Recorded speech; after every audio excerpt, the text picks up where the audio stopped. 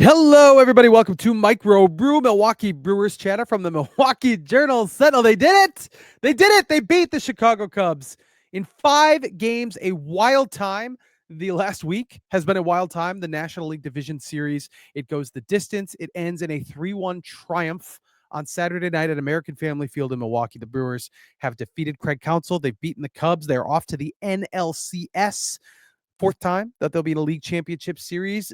Only one of the other times went well, and the last 2 7-game series did not go well. So we will see if this is different. The Los Angeles Dodgers are coming to Milwaukee. It's all starting Monday night. There's no, you can't marinate in it. It's coming at you fast and furious.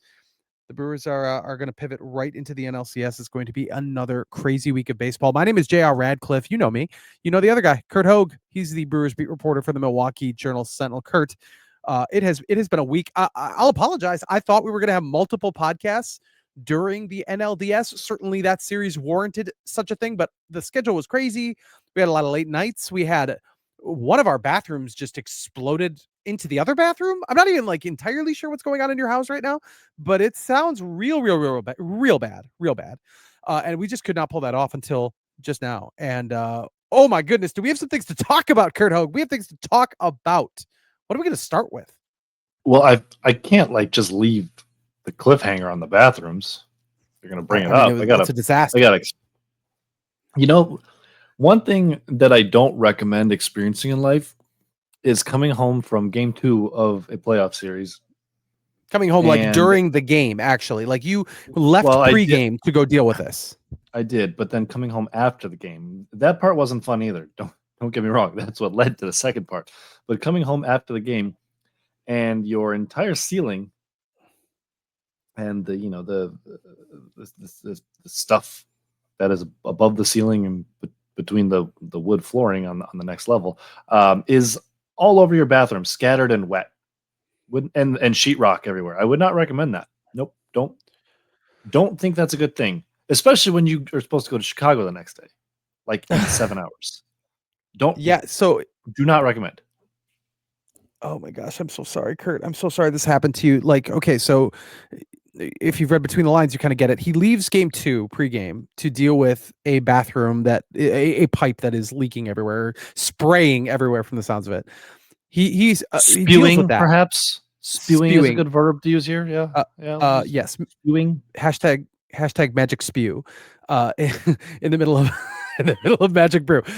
So that's happening, and then you come back to the game. You make it for the first pitch. You cover a Major League Baseball game, game 2. Great game, 7-3 after your rebase struck out the side, and then you go home and discover, oh, guess what? It was worse than you thought. The roof has collapsed. Your house is falling apart. It literally, the ceiling of the bathroom, the other bathroom that leaked is right above it. It literally caved a minute before I walked in. Right before. It was fresh. Oh. It's funny, not really. It's funny because it's been a long week. Because you just have to laugh. I am so sorry that happened to you. Insurance is involved. It's a whole thing. And like you said, you then had to go to Chicago for a few days, and then you'll be going to Los Angeles later this week.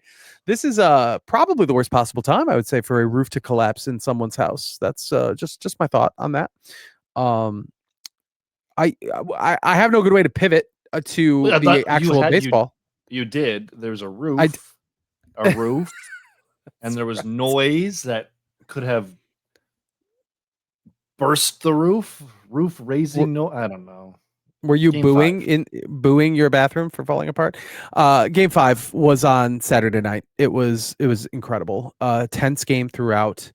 The Brewers, of course, won exactly how we thought they would, and that's by hitting nothing but solo home runs and getting 4 innings of glorious relief from Jacob Misiorowski and 2 innings of glorious relief from Chad Patrick. This is exactly what we saw sometime in July, I would say, August. We said this. I'm sure we said it on a podcast. This is how they're going to win in the postseason, by hitting home runs and getting great relief from these 2 rookie pitchers, both of whom were very much clicking in the middle of August.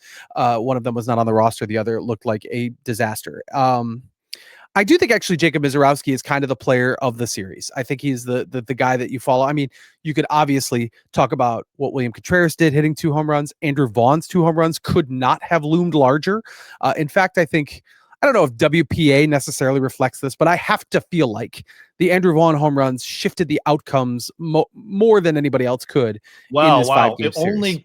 Only if someone had looked this up this morning and posted on Tell me. multiple social media platforms. You did. Tell me, what did it say? Who's the did. WPA hero of the series? Chad Patrick. He is fantastic. His game 5 performance really swung it. It wasn't that. It was late-ish, but it wasn't like that happens in the 9th inning. It's a huge swing, but that one outing was worth 5.6% percentage points of championship win probability added. So him doing what he did made the Brewers 6% more likely to win a World Series. There's probably not many single contributions in franchise history that swung a championship WPA that much. Maybe Nigel Morgan's single. Maybe. Yeah, I wonder. Cecil Cooper's single. Cecil Cooper's hit is got to be. I mean, that has to be one. There can't even be another one that's close. I wouldn't think. Yeah, I can't.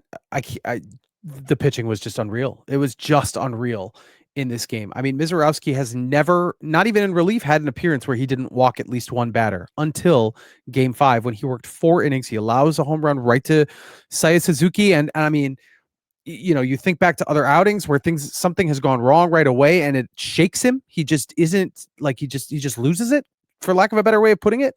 Against the Cubs earlier this year, he had an outing where he had a really bad first inning. There was some like goofy stuff that happened, some misplay, and then he did rally. And I know that the Brewers were, other teammates of his had, Christian Yelich among them, had said how impressed they were with that was Jacob Misiorowski really settling in. I mean, I don't think it's a secret. Like you've seen him work all year. He's different, like he's very expressive and he can lose it. Like he gets distracted is the wrong word, but he just he's still learning how to be a big league pitcher mentally. And he turned a corner, or it sure looks like he turned a corner in this postseason series. And then Chad Patrick with those out. I mean, Aaron Ashby actually probably gets arguably the biggest out of the game, even though he puts 2 guys on. He then strikes out Kyle Tucker after falling behind 3-1 in the count.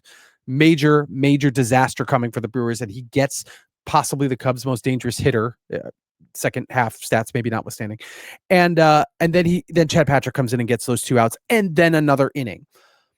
It's got me thinking a little bit, Curt. Do you think this is maybe half baked? Did the Brewers know that they were going to end up relying on so little starting pitching in the postseason that they just started looking at options like this, that over the course of the last couple months, you saw Tobias Myers become almost exclusively a bullpen guy. They started messing around with Chad Patrick, Jacob Misiorowski. Obviously they wanted to try the starter thing. It just did not work out. So they went in another direction with him. It feels like maybe they saw this coming and we're like, we're not going to just throw a traditional starter in the postseason anyway. 4 of these 5 games in this series could be called a bullpen game, not necessarily because that's how they wanted it, but that's what they were. And they won 3 of them.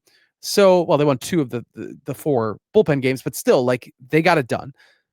Do you think this was the plan all along? Is there some like methodology to this, to just like going, because it kind of informs how they're going to make the next roster too? They just maybe thought this was how they were going to play in October. Yes and no. I think the Woodruff injury and other series of events over the final month made it so. But I think there was little traces of it. They started wanting Chad Patrick to be in this role. Tobias Myers got kind of a test run and seemed like he would be in the role before Chad Patrick really kind of figured it out there with his relief mix. But if Brandon Woodruff is healthy, their pitching plans look entirely different. Like they probably wouldn't. The series doesn't go to 5 games, I don't think, if Brandon Woodruff is starting. One way or the other. I'm not exactly sure, how they would have planned it out. Maybe he starts game 2 and you go bullpen game 3, or, he starts game 3 and you go bullpen, whatever. He probably pitches pretty well and you win another game early. But because of that injury and frankly a pretty forward-thinking front office, which is not just going to fall back into the Jose Quintana's done it before. You got to throw him out there line of thinking. If this was 2010, Jose Quintana starts game 2 for the Brewers, and who knows how that goes. Probably not great. The Cubs didn't score on him in 3 innings in game 3. I think he pitched, but he got they were all over. They were all over him. They just didn't find the holes and didn't hit it out of the park. So, yeah, I think it's a mixture of things. And as you look forward to this Dodgers series, which we'll preview a little more, that's once again the question.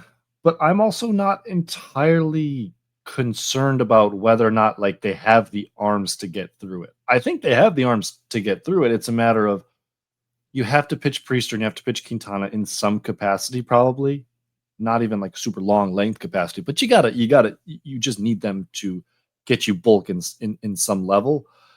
How well do they pitch in that role? Because the rest of the arms around them, JR, it's pretty good. And if Miz, we still have the question marks of can he, he was out for his 4th inning and we're like, is it going to be an implosion? Are they pushing it too far? So we're still kind of at that level. Is the next outing going to be the one where he suddenly can't find the zone?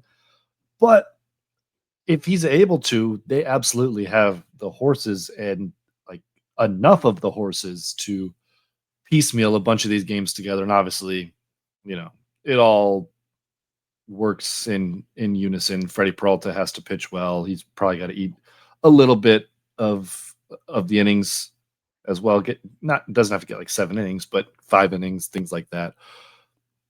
There is a path forward for the Brewers against the Dodgers. Shockingly, great analysis here. They just got to pitch well. That's it. Yeah, you have to see more from Quinn Priester, who didn't make it out of the 1st inning of his start. You have to see more from I think you will. And I think you will. Yeah, I think so too. You're right about the Quintana thing. They're gonna need volume there. I think they're probably gonna need volume again out of Jacob Misiorowski. Maybe he's a starter. You got to flirt with that idea too. And again, that could be a 4-inning start, but still, sometimes I think we've lost what starting even means. I mean, you could have an opener for him. That's probably the sensible thing, but have him do what he just did in game 5 feels like have that at some point. He was the starting pitcher for game 5. Yeah, exactly. The bulk guy, whatever the terminology. They just did it. They just wanted someone else to face those top hitters one time. Let him ease into it in the 2nd inning.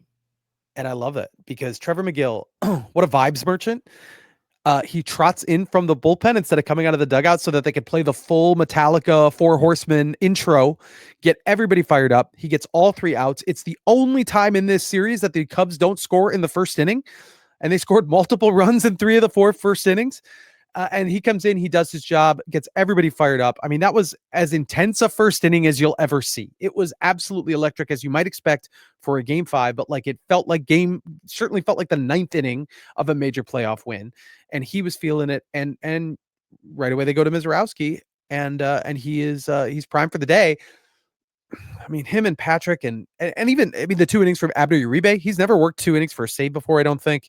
He had a really rocky start. He looked a little shaky, and then he comes back and absolutely dials it in. The 9th inning flew by. It felt almost anticlimactic how easy things went in the 9th inning for Abner Uribe. It was the exact opposite of last year's 9th inning with the same lead. It happened so fast. It caught me. I wasn't even writing the game story, and it caught me by surprise. Oh, that was it. They didn't put a guy on? Nope. They didn't work a count? It's over? Huh. Incredible. Clean 1st, clean 9th. Can't ask for much more. Well, you can ask for all the innings to be clean, but this was a really, truly great performance by a bullpen with guys that you could not have convinced me 2 weeks ago were going to be the keys to anything as far as the pitching staff goes. But Misiorowski and Patrick especially really, really rose to the occasion. Chad Patrick should shrink for free in this town forever after that performance, and we'll see ultimately where it goes. He may. Man, he's really he's impressed. a dude. Chad Patrick is a dude. Yeah. But I assume they're going to try to get him to start where he was not a dude. He was good at points, but the velocity that like everything's ticking up a little bit in this role, so I wouldn't expect that going forward. But he's pitching like he's a starter, just maybe giving it a little more gas from the jump. Like he's throwing all 4 of his pitches, this new curveball, slurve, whatever you want to call it, Yeah. really adds another wrinkle for him.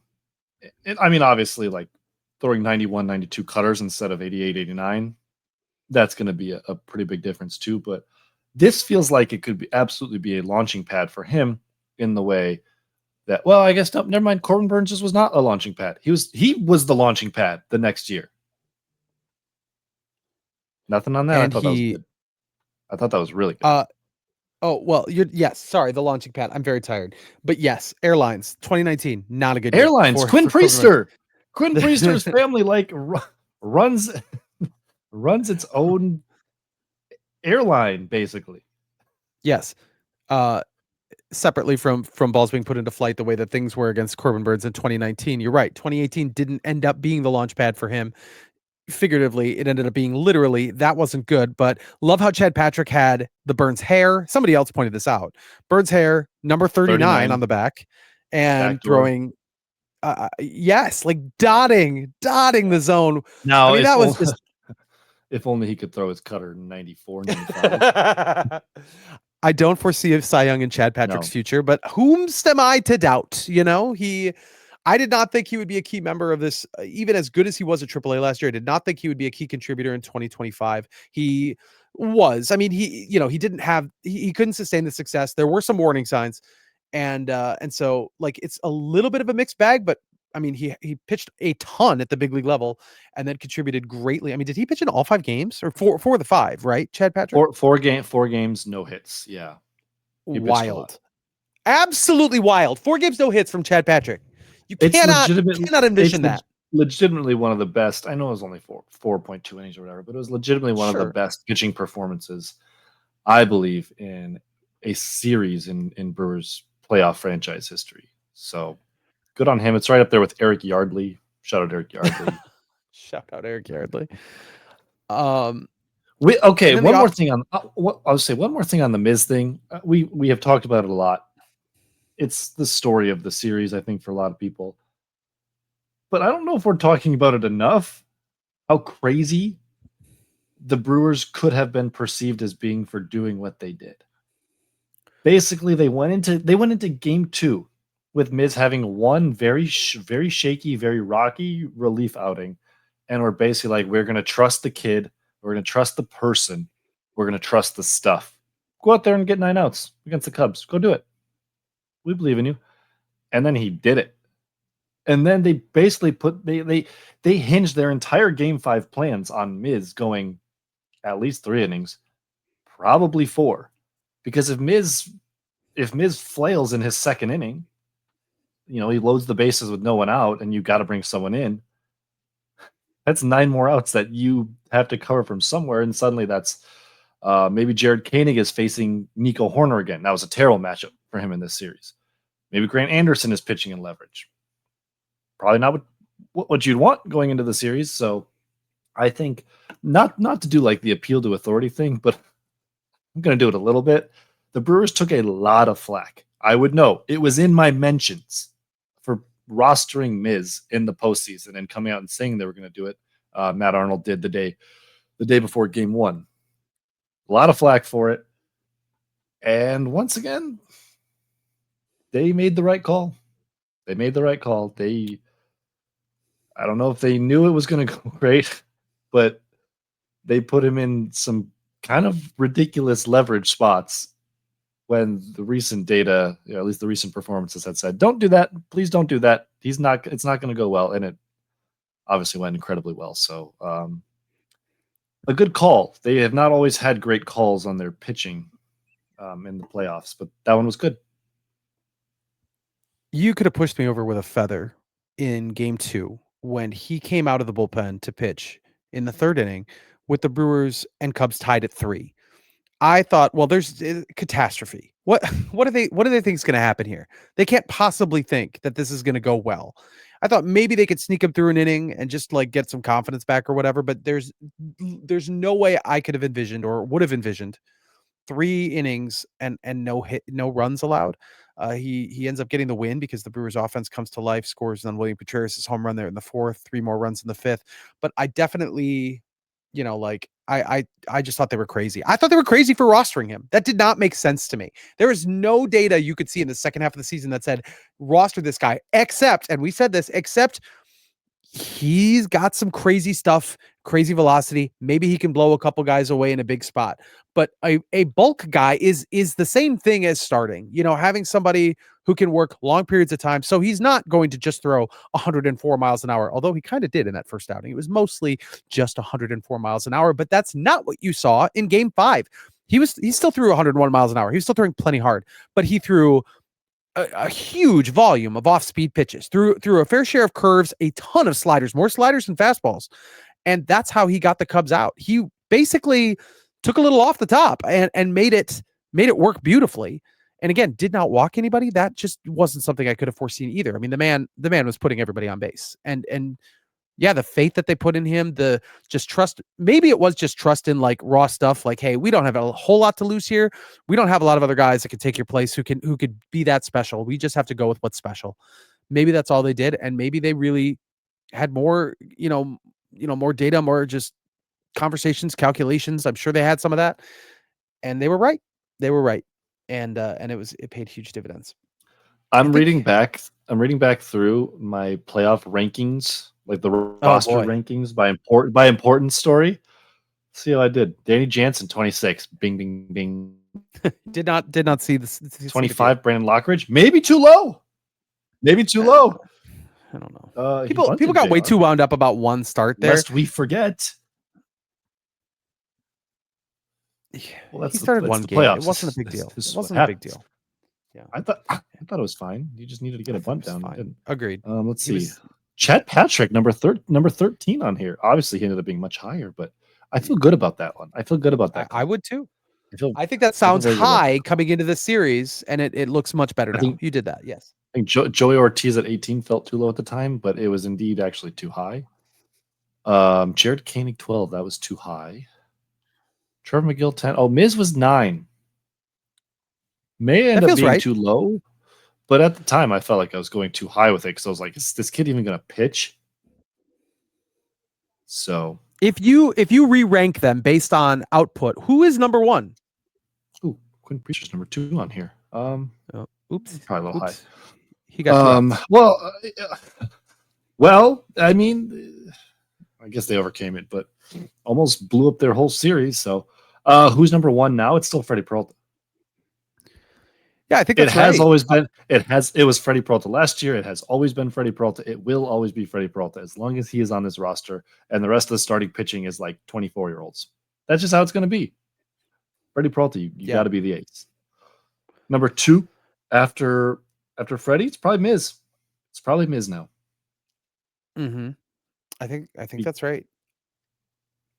They did get, of course, some offense too, and again, we'll go through some of the other highlights of the series here. We'll do like a glorified 3 up, 3 down. We will talk about the Dodgers as well, but offensively, they got a lot of pop in this series. They got 3 home runs in game 2, including big ones, 3-run homers from Andrew Vaughn to tie the game in the first, and Jackson Chourio for some big time insurance. Jackson Chourio left game 1 with an injury. The last time we potted, that's where we were at. Like, well, he's not really going to play in game 2, is he? And man, they just let him go out there and lead off.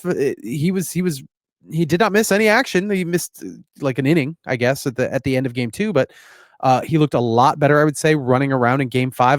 That he went hitless, right? So that's the first playoff game of his career where he did not get a hit, but he still did get on base, albeit briefly. He stinks. That guy stinks. yeah, demote that man. So trade him. He doesn't walk enough. He literally, I don't think you could. It's like fantasy sports where you try to trade somebody and it locks you out from trying to trade one of the big players. Like that, there isn't. Okay, the system won't allow it. Okay, but legitimately, think about the prospect haul you could get. Like, we can't do this. Even playfully. It's Okay, yeah, no, it's too close to home. yeah, no, this Too is gonna real. this is gonna catch on. I'm joking. I am Yeah. joking. Yeah, no, The I'm next glad you said that because I was doing a bit, and yes. like If the even if 10% of people didn't get it, I'm not getting roasted over the spit on Twitter if for a things bit. go wrong, their next podcast we might be talking about if they're going to move on from Freddie Peralta in the offseason. So we will get to the prospect halls, real or imagined, at some point. But like Churio being able to stay in the game and be effective. Now he wasn't moving as well. That's a huge storyline. The fact that he was able to play a credible left field. He got a lot of action out there. He got some stuff into the warning track and he tracked it all down. I don't think there was a play that didn't get made. Maybe there was a single in front of him.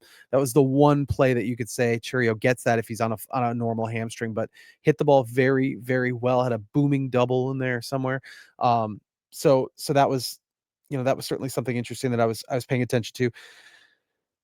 I don't actually remember where we started here, like where I was going with all of it. I do think The offense was fine. Yeah, I just a lot of home runs. The 2-3 run homer games. Jake yeah, Bauers homers in Wrigley.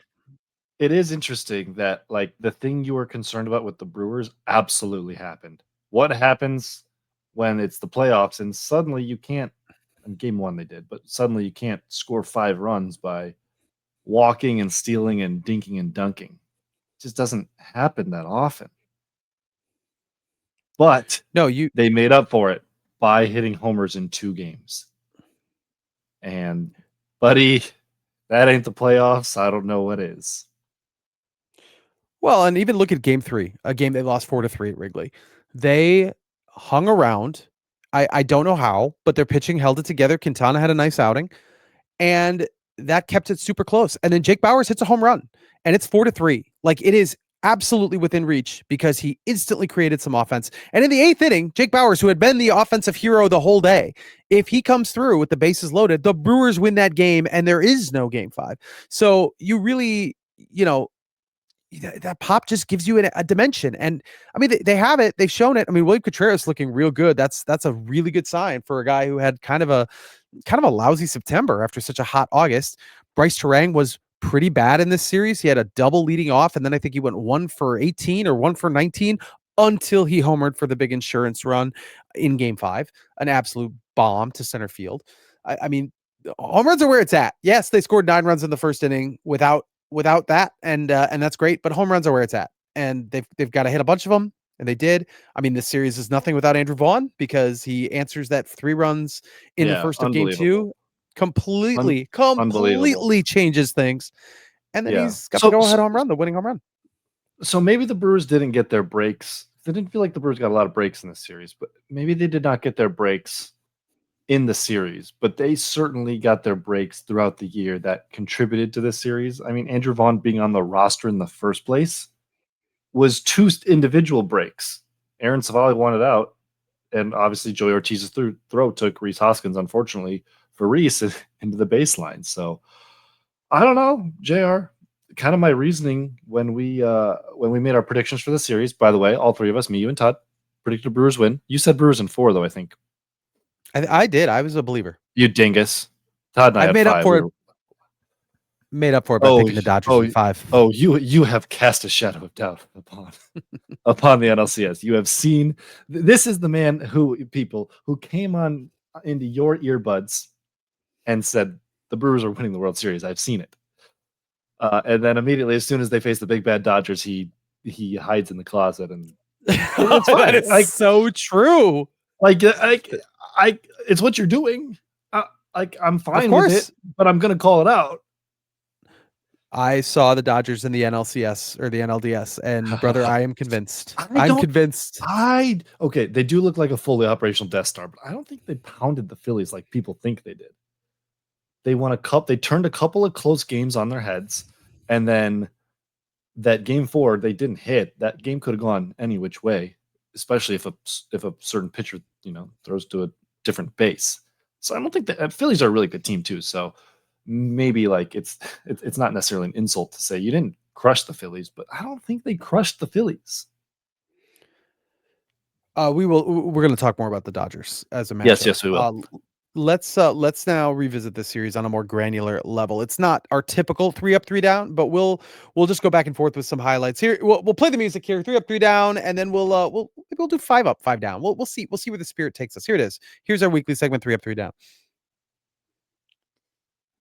Do you want to start? Because I can start. I'm going to start with a big storyline that we haven't touched upon yet. It's the manager. Is it Craig Counsell? There it is. It's actually, I'm going to do both managers. It's both managers.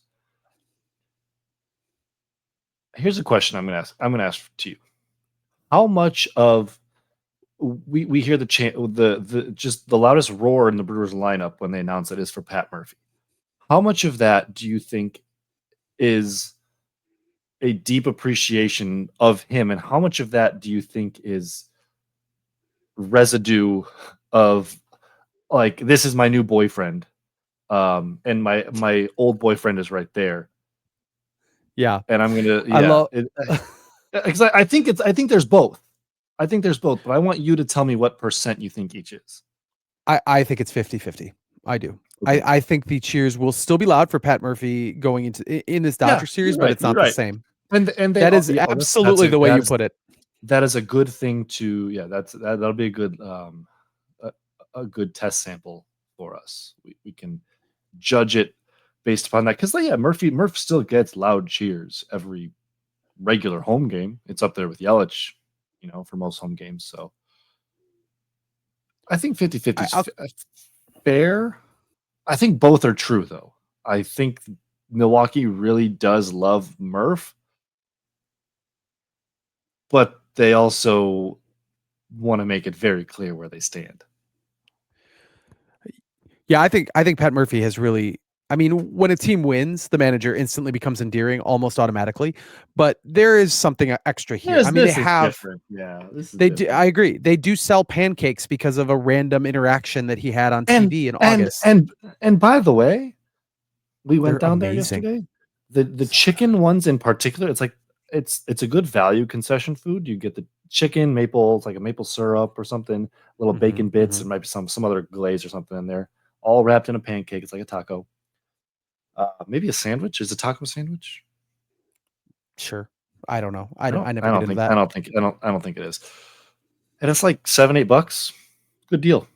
Good deal for it's such a good deal. Ballpark food, especially considering there's like a bit of a sticker, like they could have some sticker effect to it and raise the price. Anyway, where they like Pat Murphy. Okay. Yeah. I mean, he's weird. Like he's weird. Craig Counsell is, if you want to call him weird, just a different way. He is completely different. He is wired very different. So differently. Yes. Pat Murphy does is not having want fun. to let his personality shine in any context in front of the media and probably his team either. Whereas Murph, there have been times, I think, where Murph has been like doing something deliberately. The pocket pancakes is in fact one of those. He was definitely deliberately doing something to try to, I don't know, get their attention somewhere else. But that's who this stuff he does is who he is. The introductions at the beginning of every press conference, trying to memorize every Japanese media member's name, like that.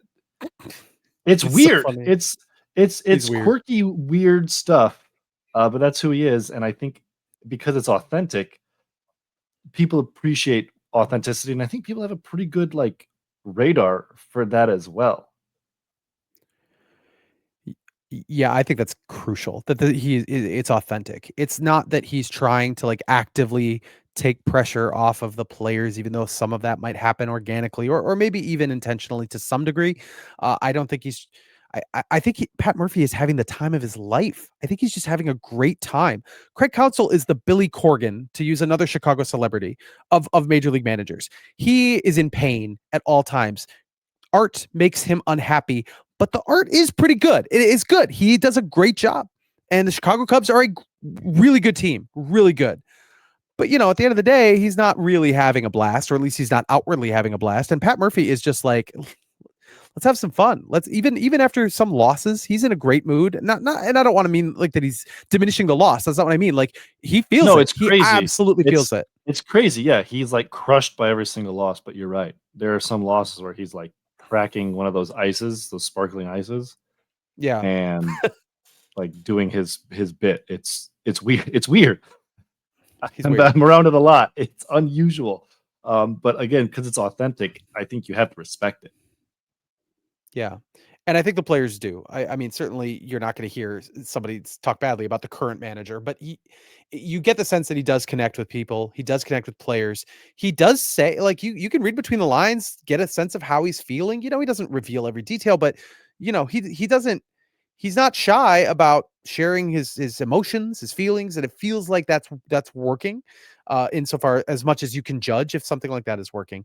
But yes, to go back to the original point, I think Milwaukee does love Pat Murphy. I think they love him more when Craig Counsell is standing right there. But you know what? Craig Counsell just went home sad, and now we have to revisit. Does he regret going to the Cubs? I mean, it is still way too early to make that judgment, but 2 years in, he's got one not a playoff and one loss to his old friends.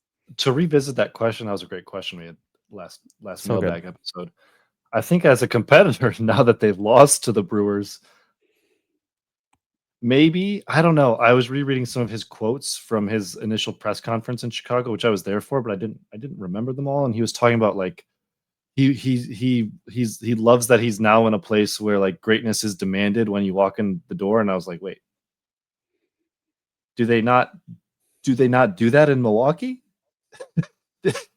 have they not been to the playoffs 3 straight years? What, 7 of the last 8, 6 of the last 7, whatever it is. So many that I've lost count. Yeah. Anyway, we can move on now. I just that comment or that quote popped back up in my head, and I was I'm not sure if he meant something by it. You know, maybe he just appreciates the commitment to winning that the Chicago Cubs clearly have. But I don't know. I mean, I'll double down on what I said. You have a better chance to win in Chicago or any major market than you do in a small market in Major League Baseball. You just do. You have more money. Theoretically, you have, better, people want to come there. Players, free agents want to go to the big markets. But it hasn't worked out. I mean, the Brewers just keep winning more games, more and more and more, and they just move to the NLCS, and the Cubs will probably get back to that spot. The Cubs should have money. They just don't spend it. Like, they don't use their capital to a maximum degree. It doesn't feel like it. I would say at this point, if I was, judging between the two franchises, which one uses their capital to as maximally as possible, I would pick the Brewers. They have figured out a system to win with the smallest market in baseball. No doubt. You can be the biggest detractor of Brewers ownership, but I think you have to admit that which of the two teams is operating much closer to its margins. Which team is turning? Oh, yeah.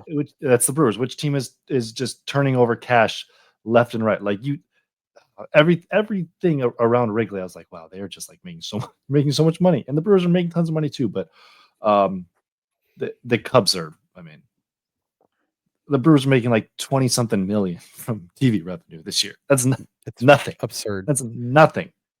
Wouldn't even pay a year for a year of Kyle Tucker. Now the question is, will the Cubs pay for the next year of Kyle Tucker? I don't think Kyle Tucker wants the Cubs to pay him. I'm not sure either. No, I don't get the sense that that's a guy who fell in love with. Maybe I'm wrong. And this is also the Cubs, and like we're talking about, maybe it's a good excuse for the Ricketts to not, his performance down the stretch is an excuse for them to not give him $400 million. Yeah, I think it is. I mean, I think it's crazy how we might look back and see this as a disappointment. He was so good in the first half, but not in the second half, and it hurt. So that had a little to do with it. But ultimately, he struck out in a huge spot in Game 5. He was not. He homered in Game 4, but he's not a difference maker in this series, and that's tough, considering he was, I think, unquestionably the best new player in the division. And he was good at times. Obviously, he had a great first half, borderline MVP stuff in the first half. It's just after that. All right, my thing that I wanted to point out, my number one, I guess, if we're still on one, is the phone celebration, the hang up the phone. You had William Contreras. William Contreras bust that out in game 2 when he hit the home run, the go-ahead home run to put them up 4-3 early.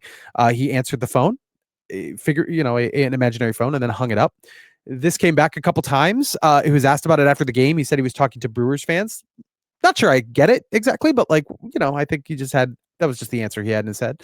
And then Abner Uribe called back to that after getting the final outs of game 5, the phone celebration. They took a team photo with everybody holding imaginary phones. So it's now a thing. It is a thing.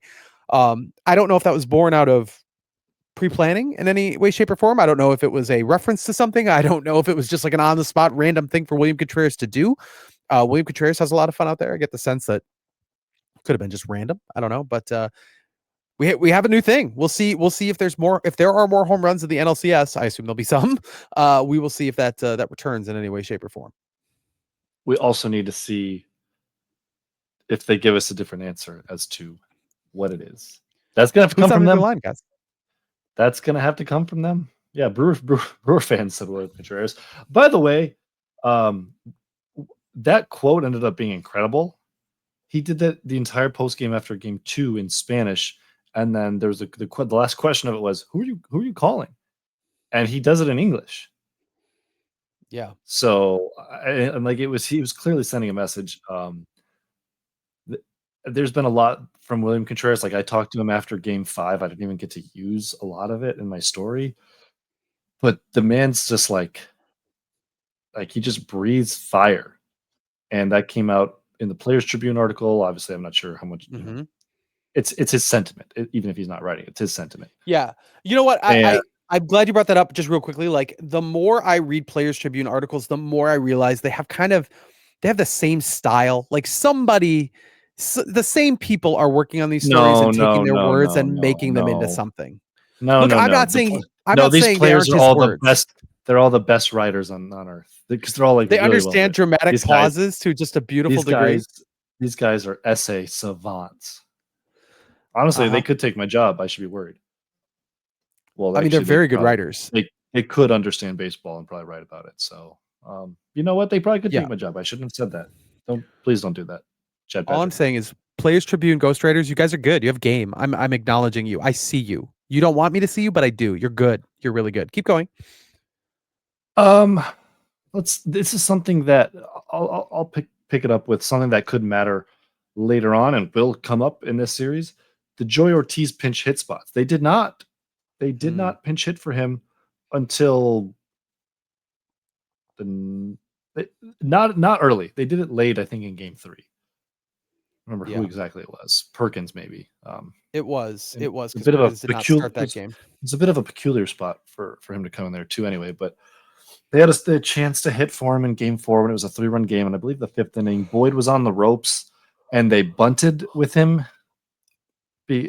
Pat Murphy explained it as like they liked the matchup with Ortiz against Boyd because he had good at bats, but then you like the matchup and you bunted. It didn't make a whole ton of sense to me. That was the other thing about managers too. I didn't get to this. Retroactive 3 up, 3 down. Pat Murphy managed the heck out of that series. Like this is 2 straight series now. His only 2 as the Brewers manager so far, where it's like I can nitpick a thing or 2 here, but he did a really good job. I think he handled it really well. They had 2 bullpen games, and there's nothing in either of those games I think to point at. Taking Aaron Ashby out, your best reliever this year, not named Abner Uribe, for Chad Patrick. That's stones. Yeah, I don't know if you have anything else to add to that. No, I do agree with you. I know there was some consternation about that lineup in game 3. But sure, but Bauer. I just didn't see a big deal there. The lineup where Jake Bauers homered and drove in a single. Anyway, but I mean the consternation. I mean, the move to me was that bunt with Ortiz and not lifting him there. I don't know if you go to Collins or Monasterio. There's someone who's a better hitter than Ortiz. And then the other tricky spot that came up was the 4th inning of game 5. They're up by 2-1. Vaughn had just homered. They put the bases loaded, 2 outs, and they brought in a right-hander, Palencia. You could have gone to Bauers there.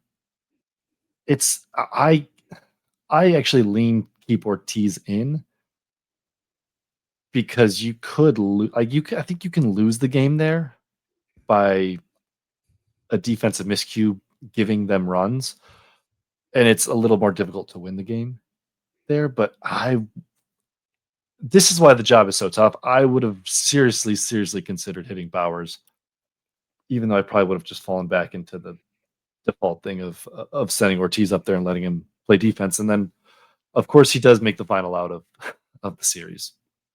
Yeah. Yes, on a slow grounder, which was pretty routine, but still, I imagine that's not an easy thing for somebody to pick up and do, and he did it very easily. Yeah, but you're right. The one play I think is a mistake is the you're talking about Ortiz. He comes up with 2 on, nobody out. You're down 3 runs, and you bunt with Ortiz because presumably you don't feel comfortable with him hitting in that spot, and you just want to get a run when you're down 3 runs. That didn't really make sense to me. And then Ortiz doesn't hit into a lot of double plays, so I don't think they were worried about that. He really just pops up, quite honestly, most of the time. And I feel like pull him if you don't feel like he can keep the carousel turning, then pull him. He's not your guy. You're down 3, go get it. But other than that, I mean, it helps when your bullpen guys are all dealing. You look great. Every bullpen maneuver looks great. But you're right about Ashby. Game 5, he's brought into the big spot. They let him face the 3 batters, and then they were done with it. Like, you don't have it today. You got the out with Tucker, and that's good. But we don't want you to face Suzuki. I think that's smart. I think that worked out great. We were on something else, were we not? That was my we intertwined 2 3 up 3 downs. I did Ortiz. You flash back. Yes. That's right. The speaking of celebrations, the Brewers had an L flag made for them, or they borrowed it from the fans. I'm not actually sure. And they borrowed it. Jake Bowers requested it from a fan. Love that. Took some pictures with it. Arguably petty, if you want to, like if you are looking for just like keeping the karma fresh. On the other hand, they just beat the Cubs in the playoffs. Let's go. That's what happens. Little William Contreras shout out with the Cubs lose on Instagram as well. One of the stories that got a ton of feedback, or not feedback, but new traffic, was from 2018, a story that I wrote about this giant L flag. I'm sure you remember it, coming into American Family Field. Some guy smuggled just a massive L flag and unfurled it after, I think it was a walk-off winner. And it just like from the one of the upper decks just came streaming down. And this guy was like from like Jefferson or something, and had been, had smuggled this giant flag in. Very funny, very cool story. I really thought it would have been amazing if we saw a recurrence of that. We did see some L flags, but they were mostly small. They were normal flag size. This was something completely different. So he had it custom made. I remember it was like an overseas delivery type thing. I am bummed that we didn't see anything like that. The Brewers themselves tried to recreate it with a little AI touch and a giant L flag over the bean in Chicago. Whatever, but I do love an L flag. It is a good aesthetic. I enjoy it as an aesthetic. I'm happy that it had a presence here at American Family Field, no matter how big or small. I was way too far into my life before I realized that the L flag is not just like a thing that, opponents of the Cubs mock them for having the W flag, and it's a real thing. It is. I can't believe they still do that. And I can't believe they do that. I assume it's a holdover. I'm guessing that before the internet, people didn't know, so they would drive by the stadium or walk by the stadium or horse and carriage. I actually really respect it that they do it. Yeah. It's like you're just setting your. I mean, you are just set. Like when they first created this, how did they not have the foresight to know about internet trolling? But I think it's probably with Cubs fans at this point. It's probably this like at the point where, well, okay, the best thing I can come up with in my head on the spot to relate it to is every opponent of Wisconsin playing jump around when they beat them. In the past, they don't do that anymore because it's like it doesn't carry any significance to beat Wisconsin. Like you stroll up with a I don't know, with a group of JV football players and beat Wisconsin. You show up with me calling your plays. I'm your offensive coordinator, and you beat Wisconsin. You roll out of bed, put your cleats on, and go beat Wisconsin. You go. You could have you could your whole team. Your pregame meal could just be endless Happy Meals. Endless Happy Meals. You'd go beat Wisconsin. Doesn't matter where you're playing. Anyway. Okay, that's the closest analogy I have to it. Jr. No one does it anymore, though. No one plays jump around in their locker room after beating Wisconsin because, like, you don't kick the dog when it's down. You just go, oh, that's a poor dog, and maybe you call someone and you walk away. Unfortunately, no one has called Chris McIntosh yet, although he might be intertwined in this as well. The chancellor, no one's called the chancellor yet. No one's called me. I know the buyout's a lot of money. I got $10. I got $10. I will become a booster. You good? Anything else? I haven't watched a snap in 2 weeks. That's I wonder, and like nor a have snap. Nor have I. I wonder if people still stick around for the jump around in the third quarter. I'm guessing they do, but I don't know. I don't know. Did people stick around at Iowa? It might be getting to the point where students got mocked for years for showing up late and leaving early. Now they might be showing up for jump around and then sticking to the end. They should start sending out screenshots of the regular stadium and then like there should be a whole student organization complaining about fans not showing up and leaving early, because let me tell you, that has caught on. That has become a much trendier than it used to be. This was not like Philadelphia's sports weekend. The Packers won. They beat Cincinnati. The Bucks are winning all their exhibition games. That's nice. The Brewers moved on. It's not like Philadelphia, where the Eagles lost to the Giants the same night the Phillies got eliminated from the NLDS in spectacular fashion, and the Philadelphia Flyers lost their season opener in the NHL. That's where you were going. I was going somewhere else. Penn State. Tell me. Man, Penn State.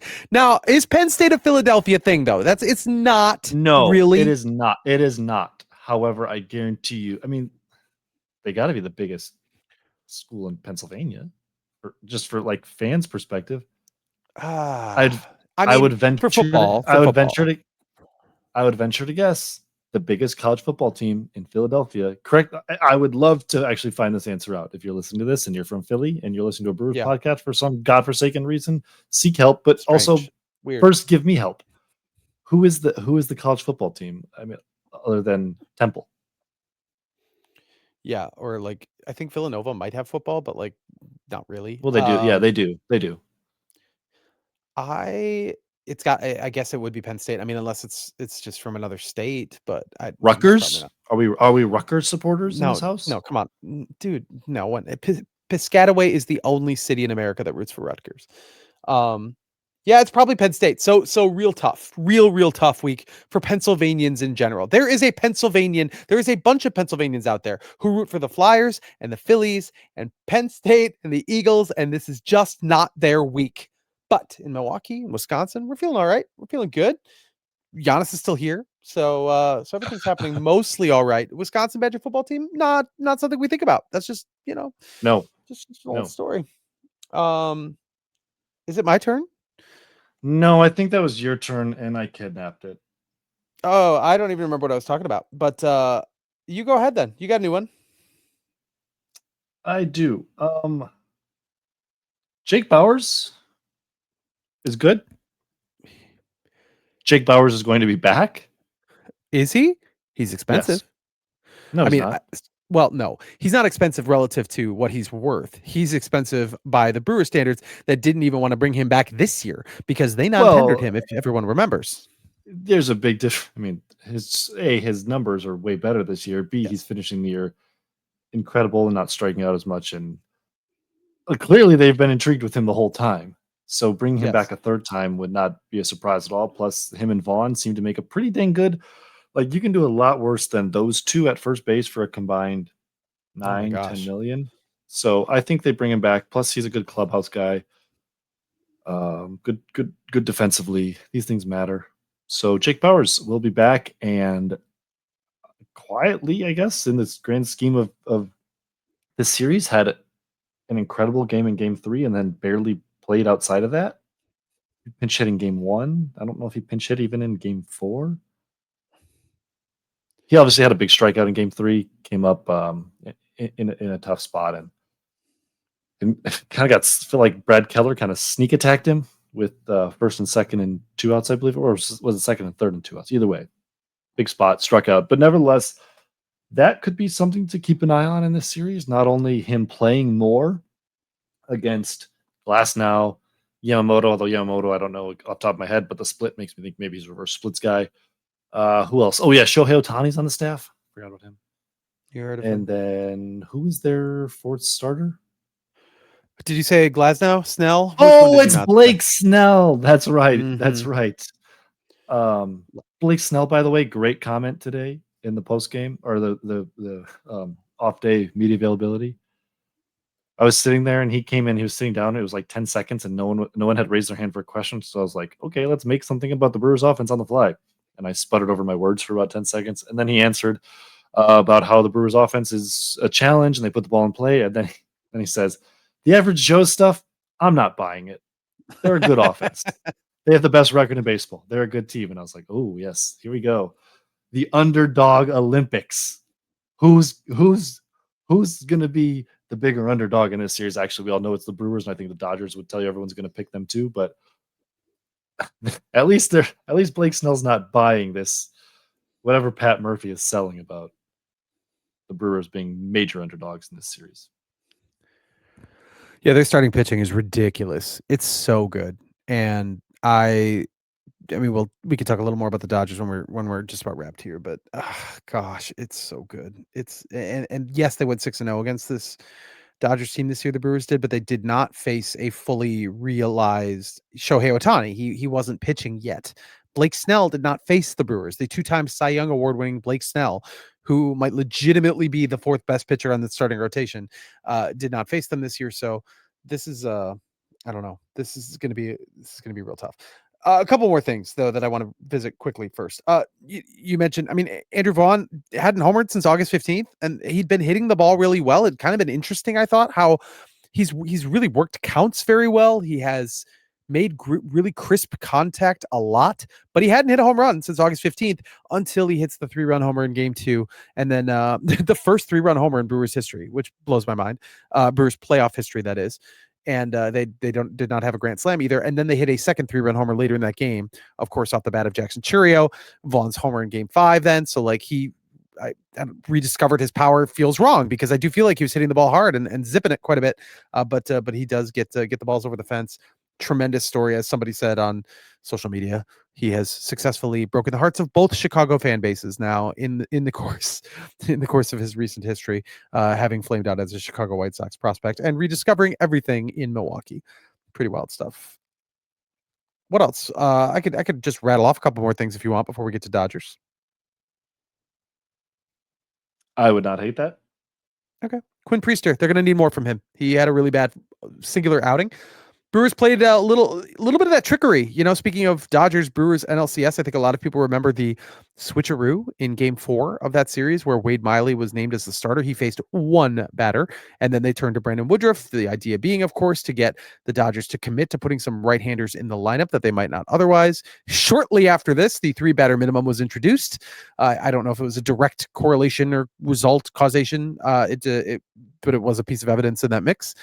So you can't quite get away with that, but it looked really likely that Quinn Priester was going to pitch game 2, that they would have an opener with Ashby and then go right to Priester. And Priester even warmed up. He went out to the bullpen, but he was never going to pitch. So a little bit of a trickery. He ends up being the guy they go right to at the start of game 3, and maybe they should have gone with an opener for that game as well. He did not look good. Got hit around, gave up runs, left after recording just 2 outs. They're going to need more from him because this is a 7-game series. You're going to need starting pitchers to actually go deep into games. They're going to need Quinn Priester to show up, and probably Jose Quintana to some degree as well. He of course looked good in his one outing in this series. The Freddie Peralta decision to pitch him in game 4 instead of game 5, I think it was probably the right call, but it had to be tough.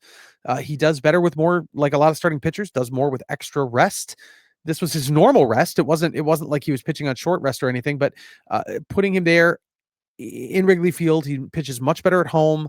I feel like those splits probably are kind of legit with Freddie.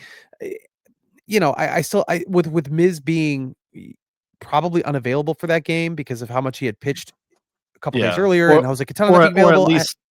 at least preferably like lesser available. Yes.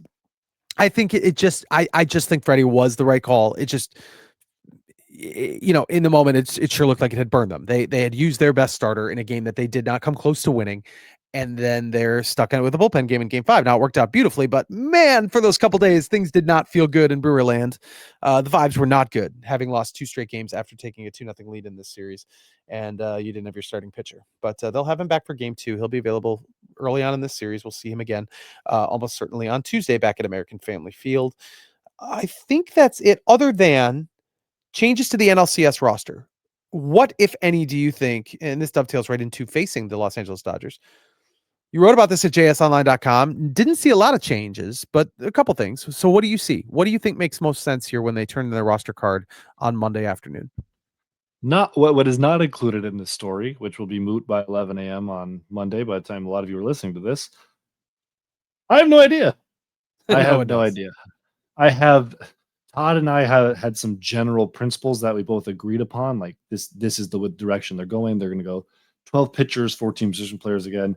They're going to prefer a little more length in this series, 7 games, as opposed to the 5 games with, they have the same amount of off days in the 5-game series as they do for the 7, plus they had a week off going into it. So a bit more need for length there. Maybe that means Tobias Myers or DL Hall or somebody. And also, like Rob Zastryzny would have been on the NLDS roster if it was the Padres because of that lefty pocket at the bottom with O'Hearn. I think I do this every podcast. Like why do I keep bringing up this lefty pocket? I don't remember who the hitters are. Anyway, they exist. The Dodgers, I can tell you who the Dodgers pocket is at the top. It's Shohei Ohtani and Frederick Freeman. Mookie Betts mixed in between. Maybe that being so crucial to their lineup makes the Brewers want to add another lefty, but then again, the Cubs had Bush and Tucker, and I thought that was a pretty important pocket, and they did not roster Zastryzny, even though there probably would have been more use for him as it played out than Anderson. But so that's where I see maybe Tobias Myers and maybe Rob Z, and maybe not even Rob Z, maybe DL Hall, or maybe they keep Gasser on, one of those lefties. That's where I see those guys being on the roster.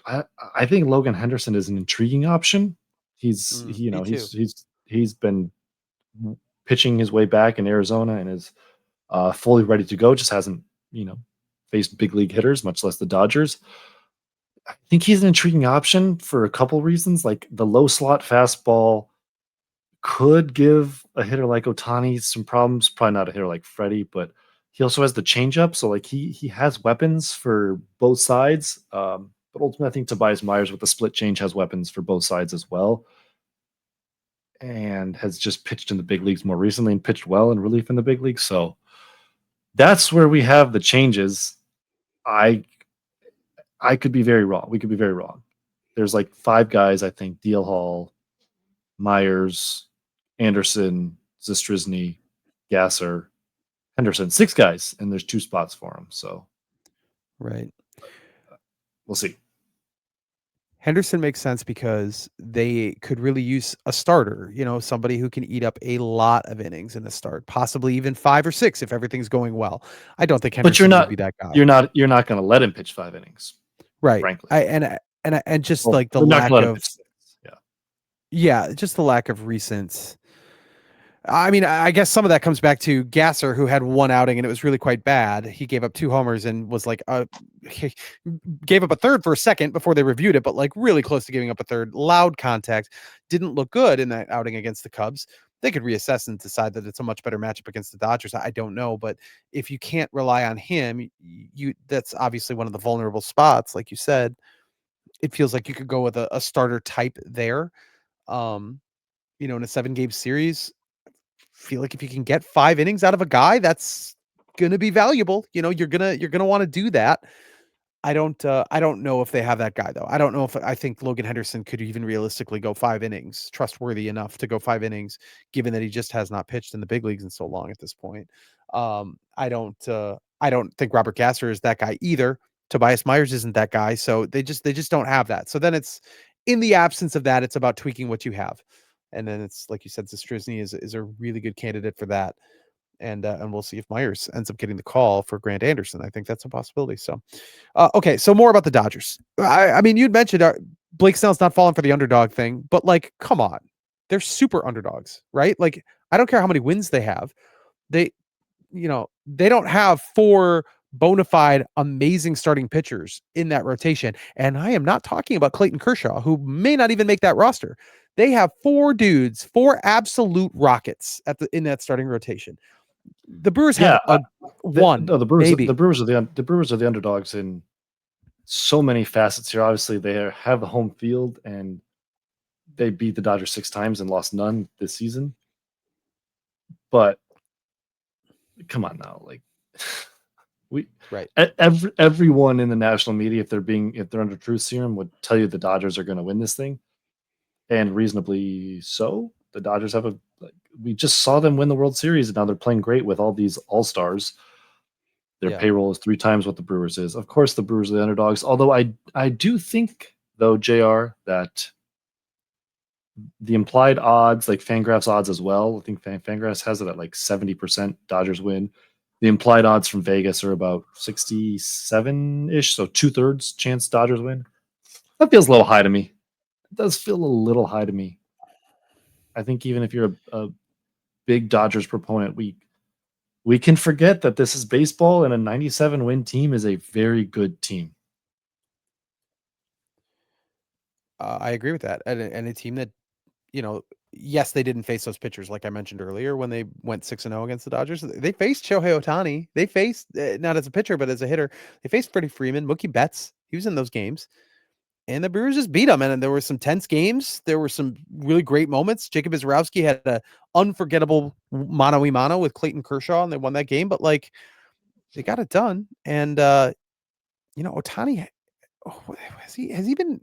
He kind of struggled in the playoffs at the plate, hasn't he? Like, he had a bunch of strikeouts. I don't have those numbers in front of me. But The Phillies matched up pretty good with him with Suarez and Sanchez, and then they the lefties.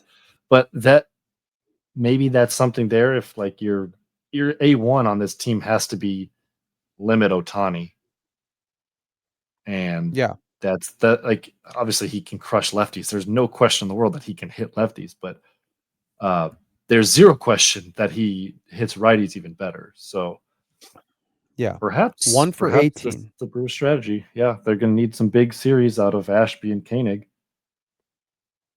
Right, or Zastuzny, or whomever is pitching from the left side. Yeah, Ohtani 1 of 18, 2 walks, 1 single in the Philly series. Now the Brewers do not have. Surely he won't heat up. The Brewers do not have Christopher Sanchez or Ranger Suarez or Matt Strom or surely the best baseball player I've ever seen will keep playing at that rate. I love the final 4 of this layout. You've got Seattle. They've never been to a World Series. Toronto hasn't been to the World Series since the early 90s. The Brewers haven't been to a World Series since 1982. The Dodgers won last year. They won it last year. You know the dragon meme where it's like the fierce dragon. 4 dragons, yes. The silly face. It's the exact opposite. 3 of them making a silly face, and then the 1 fire-breathing dragon. That's the Dodgers. They're very good, but they're also beatable. But they're very good. You picked them to win in the Journal Sentinel, our staff predictions.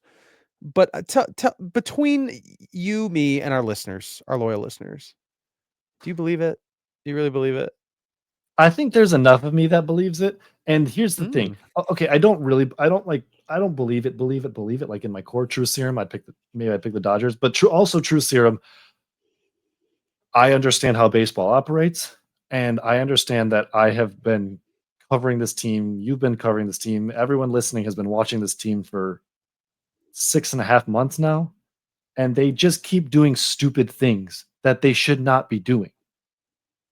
And I'm just at a point where I just throw my hands up and I go, yeah, maybe you're going to win 14 games in a row, and Andrew Monasterio is going to hit a go-ahead homer to get you that 14 straight win. Maybe that's what happens. So 97 wins, best record in baseball. Get a couple of bounces. I think they have the pitching. They have more than enough pitching to line up and kind of spiral the Dodgers lineup into some chaos. We'll see. Nothing in this series would surprise me short of like Brewers in 5. I don't think that's going to happen. But they've got their backs up against it, and that's kind of where the Brewers like to be. So I'll just I'll throw a chaos pick out there and go Brewers in 7.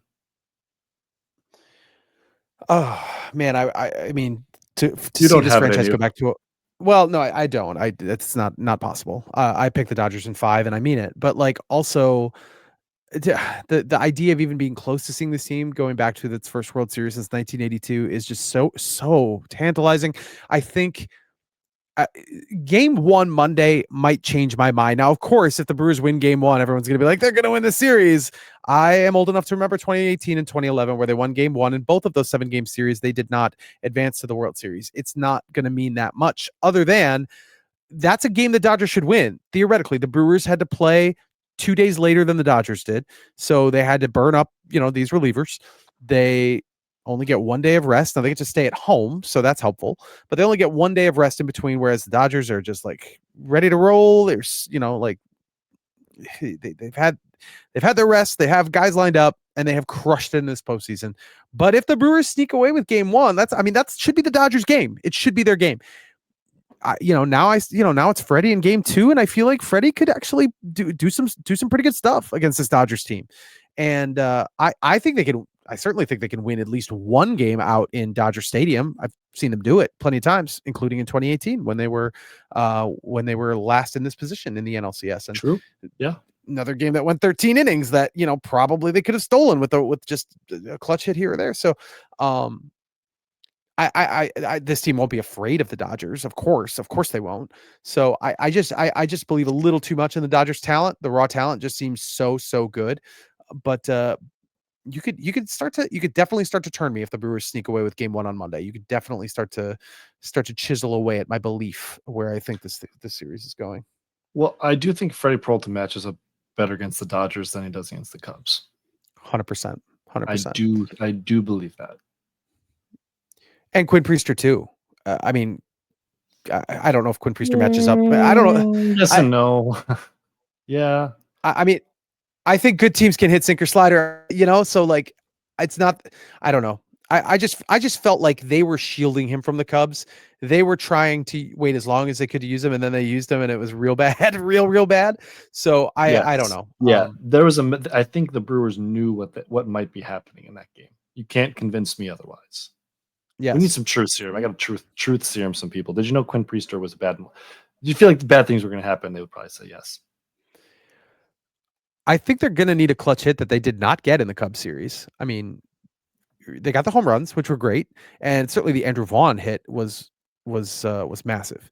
But there were a couple spots where they really needed to add on, and it didn't happen. Now the long ball saved them a couple times, and obviously they won the series, so they got the hits. But like they, a little that offense dried up a little bit against quality pitching. It's going to have to come through. They're going to have to piece some stuff together, just like they did in game 1 against the Cubs. That has to happen again to stay in this series and to beat the Dodgers. Well, maybe there's some. I mean, they didn't hit with runners in scoring position, so maybe JR. I don't know. This is baseball analysis. Maybe there's regression in their future and toward the mean in a positive way, or maybe they get swept. Thanks for listening. Great analysis. Eat Arby's. Joey Ortiz will get a base hit with the bases loaded. The Dodgers struggle against cutters. Really? I'm interested. Intrigued. Also, not great against sinkers. So okay. Well, Quinn Priester, start Chad Patrick in a game. It's funny that I said that about Freddie Peralta. I changed my mind. They change up fastball, change up four seam. No. It is the Dodgers. They're going to hit something. They will hit something. Freddie's just going to have to be really good. Shohei Ohtani's going to homer against Freddie. No, just a lot in general. And then at some point, the Brewers will have their backs against the wall because that is just going to happen. What odds would you give me on Shohei Ohtani hitting a homer in the first at bat of the series? Like another leadoff home run to kick off the series. I would give odds 6 to 1, or maybe 5 to 1, 5 to 1. Oh, I will take the no on that then. You think it's much more likely than that? Much less likely. Oh, okay. Okay. But I think No, it's not very likely. I think it's relatively very plausible. This begins the exact same way. I don't know. We will find out. Monday night, American Family Field. We'll be there. And then Tuesday night at American Family Field. The Brewers are guaranteed 2 more games here at home. And if they can well, heck, if they can win one, they're wait, no, they have to win both to be guaranteed another one, right? The math up to 7 is hard. But they do the 2-3-2 format, of course, at this point. So it's not like the NBA where you get the 2 home games, the 2 road games, and you come back home for one. No, you gotta win out there. You're gonna have to win out there, or the season's over. If you lose one of those at home, you've got to win in LA. So we'll see how that goes. Curt, I think that's it. I think we've done it. Do you have anything else that you want to share? No, I have nothing to share. I gotta like go see if my bathroom is still okay. Yeah. Make sure no For more sure. walls have crashed down. Hopefully, no more walls crash down while I'm in LA this week from Wednesday to Sunday. Ah, man, Yes. it had to be LA. It had to be LA. You were hoping for Philly? Yes. Okay, yeah. Philly is quite a bit nicer, yes. They have directs from here. I just like Philly better. It's closer. Same. Give me Philly. Yes. All day, every day over SoCal. Well, no, maybe not all SoCal, but definitely LA. I want to go to Seattle or Toronto so badly, Curt. I've never been to either place, and I am dying to go. I need to go. Well, same here. Good thing you got your passport. Thanks. Thank goodness I got that passport. It's okay. Toronto lost game 1. You're fine. I know. Also gave up a leadoff home run and still lost game 1. The Brewers can relate to this. The Seattle Mariners yielding a leadoff homer, but then came back and won the game, didn't allow another run. The Brewers blueprint to success is discovered by Seattle. We will see. Of course, they'll be playing tomorrow as well. The Brewers are the later game, so that series will already have 2 games under its belt before Milwaukee throws its first pitch. We don't know the starter yet. We'll find out. We'll find out soon enough. Oh, you're holding up your passport. That's adorable. I bet yours didn't cost as much as mine did. No, it's probably the exact same amount actually because we're renewing an old passport. Yeah, that's kind of what I was. Yeah, doing, it costs the same amount. Yeah. Okay. All right. Well, still didn't want to pay it, but there's a chance Toronto Milwaukee still comes to pass, and it will have been worth it. All right, that's going to do it. We will try to do this again. It depends on bathrooms collapsing and timelines, and we'll try. We're going to try. I want to do this. But we have lives and stuff, and it's hard. So we will try to come at you at some point throughout this series. Enjoy the baseball. We'll be back, of course, if not sooner, then again next week, and we'll talk to you. Talk to you again then. Bye, everybody.